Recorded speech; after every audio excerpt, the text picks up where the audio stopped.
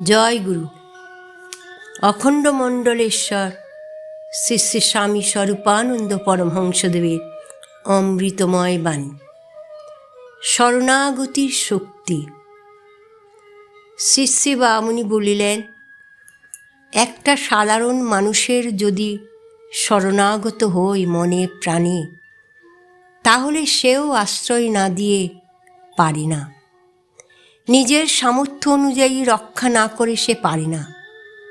শরণাগতির এত শক্তি, অথচ মানুষকে কতটুকু সাহায্য করতে পারে? মানুষের শক্তি সীমাবদ্ধ, নিতান্ত তুচ্ছ ও নগণ্য।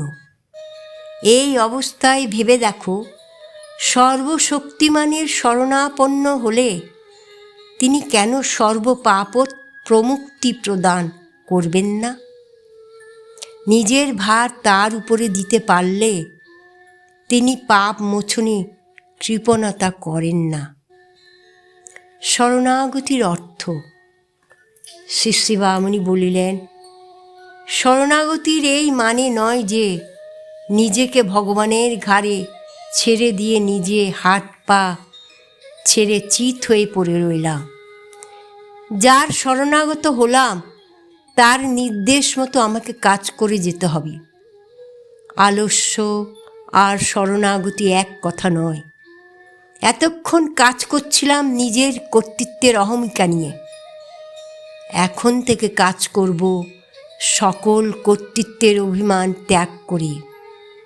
এরই নাম শরণাগতি। যার আমি শরণাগত তার আমি কিঙ্কর, তার আদেশ ছাড়া এক চুল চলার ইচ্ছা পর্যন্ত আমার মনে উদিত হতে দিব না।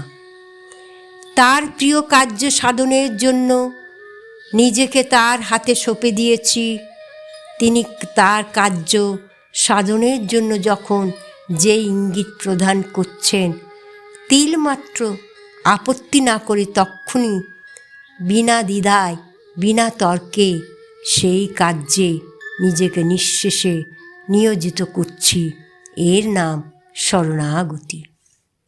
ওম শান্তি।